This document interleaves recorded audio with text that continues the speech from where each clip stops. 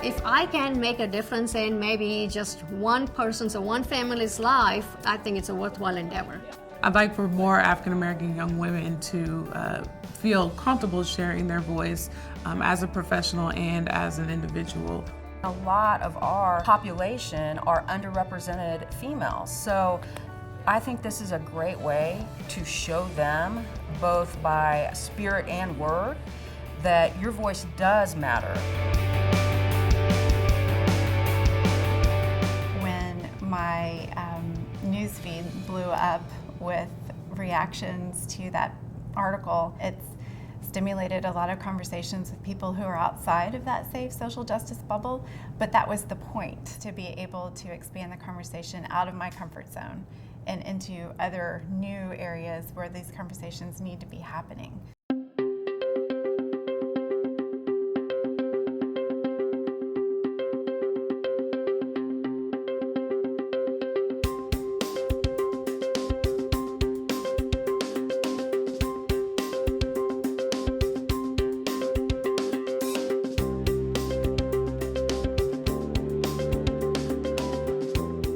I'm interested in thinking more about how people might actually work to build communities that will prevent situations in which violence might occur.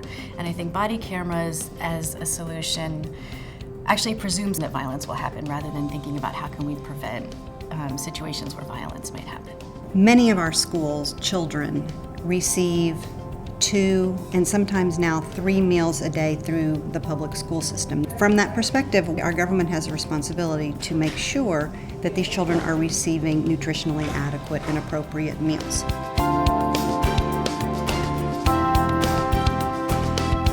I am an educated African American woman, and it's important for me to represent who I am and where I come from, and people who are coming up behind me who share some of those same characteristics and values, because if I don't do it, then maybe nobody else will. So many of our students are non-traditionally aged.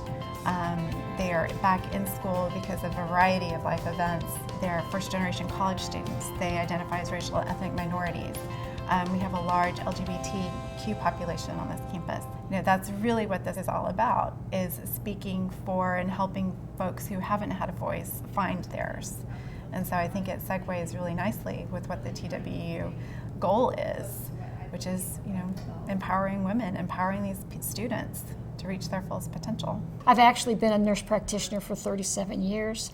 The purpose of nurse practitioners from the very beginning has been to help increase access to care. We're at a great shortage of providers, and with nurse practitioners, we increase that access tremendously. In March, there were 2 bills being introduced to allow nurse practitioners to have independent practice. I felt compelled to write it because the research supports us that we actually can take care of 80% of what walks into a family practice.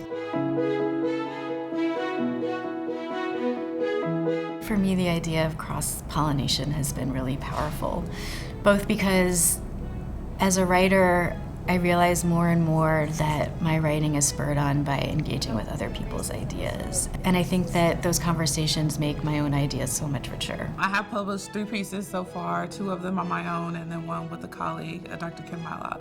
Kim has a background in sports and sports management and kinesiology, but my expertise really kind of lies in student development and student success. And so the piece really came from our joint information and knowledge on what does it take for a student to be successful? What's their backup plan if they don't get drafted to the NBA or the NFL or the WNBA? You know, what are they going to do?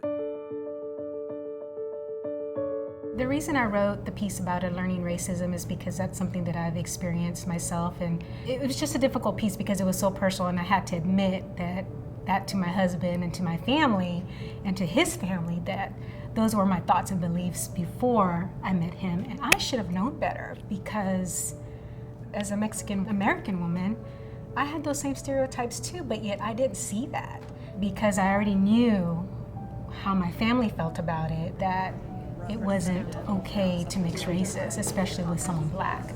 When I got to know him and his whole entire family, they didn't fit any of the stereotypes. My mom worked at a manufacturing company for 30 years. She was in a room with airplane glue and literally no protections for years. And she was released because they were sending the plant overseas to Honduras. She received no severance, no benefits, no anything except for a thank you plaque for her years of service.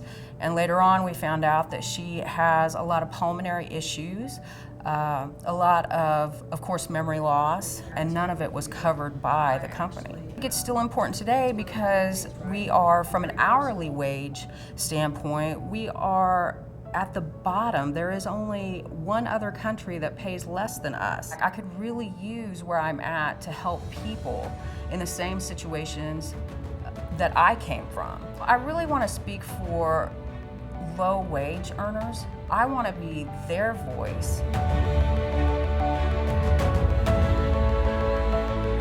I was contacted by UNICEF after they read my piece that was in the Texas Observer about Bentley the Ebola dog. He was owned by one of the nurses who became ill. The city of Dallas quarantined him for 21 days and spent $27,000 on taking care of him. And I wrote a piece that said, if we can take care of Bentley the Ebola dog that well, and the city cares enough, shouldn't we care as much about the Ebola orphans? And UNICEF wanted to use the piece to help raise money to take care of the Ebola orphans. The second piece that I was fortunate to have published was a piece about whether overengagement in politics might be having a negative impact on the practice of religion in America. And amazingly, it had 12,000 shares on Facebook, and I was stunned. It really was reassuring to me that this conversation is going on, that as much as it matters to me, it matters equally to other people.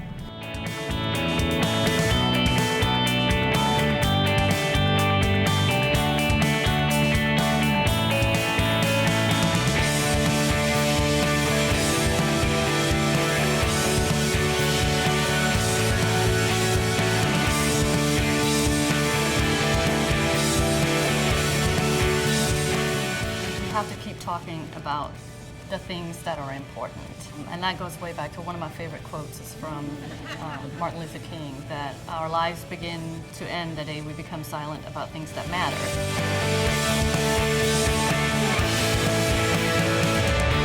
We're working with some of the most brilliant minds in the nation. And so one of the endeavors of what we're all doing together is to invest in that brain power, much of which is absent from the public conversation. What could we do, and what would be the return to society if we could invest in all those missing voices and missing ideas? Many of the kids that I work with are told that they can't do a whole lot of things because it's impossible because of where they came from. It's impossible because their parents are poor, they're poor. And if you really put your mind to it, anything is pretty much possible.